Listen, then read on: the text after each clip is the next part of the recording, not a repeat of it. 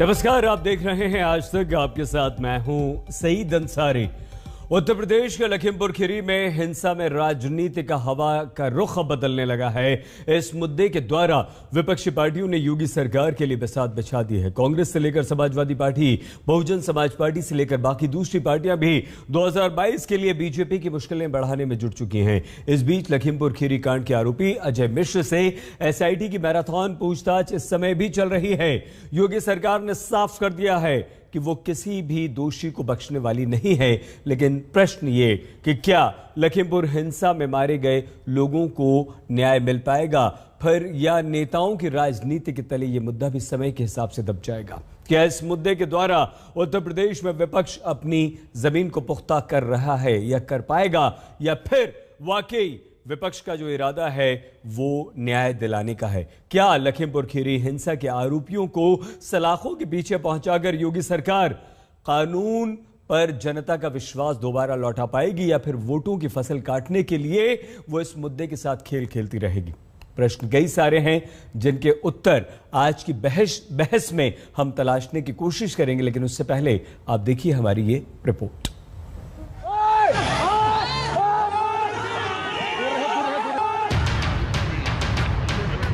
लखीमपुर में किसानों को गाड़ियों से रौंदने का आरोपी शख्स आखिरकार एसआईटी के सामने हाजिर हो गया। जो मंत्री का बेटा भागा भागा फिर रहा था, जब उस पर कानून का शिकंजा कसा तो वो सुबह सुबह हाजिर हो गया, और वो भी डेडलाइन से पहले ही। यानी क्राइम ब्रांच ने सुबह 11 बजे बुलाया था, लेकिन वो पहले ही पहुंच गया।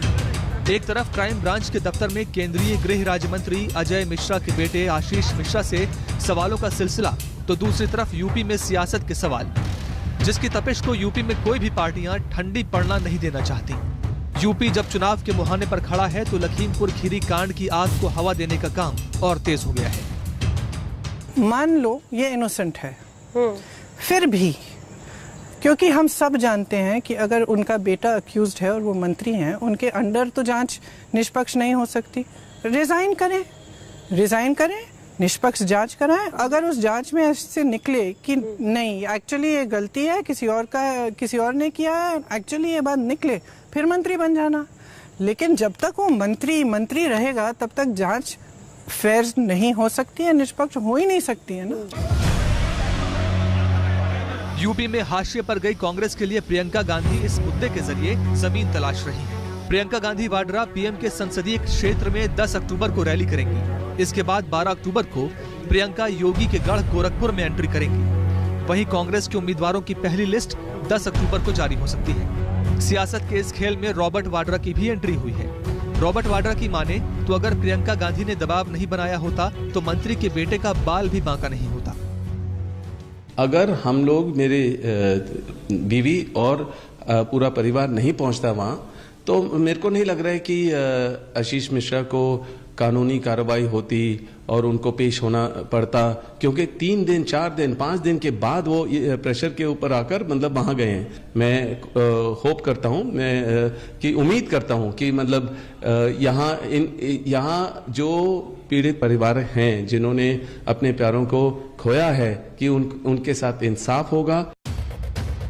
जब कांग्रेस ने पूरी ताकत लगा दी है तो भला समाजवादी पार्टी कैसे पीछे रहे?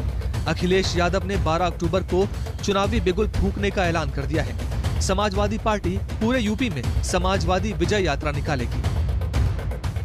पहले किसान को कुचला, कानून को कुचलने की तैयारी है, और संविधान को कुचलने वाली ये सरकार है। और एक बार नहीं कोर्ट से ये टिप्पणी आई, कई बार कोर्ट ने ये कहा है कि उत्तर प्रदेश में जंगल राज है, कानून व्यवस्था चौपट हो गई, ध्वस्त है, और उसका परिणाम देख लीजिए क्या है।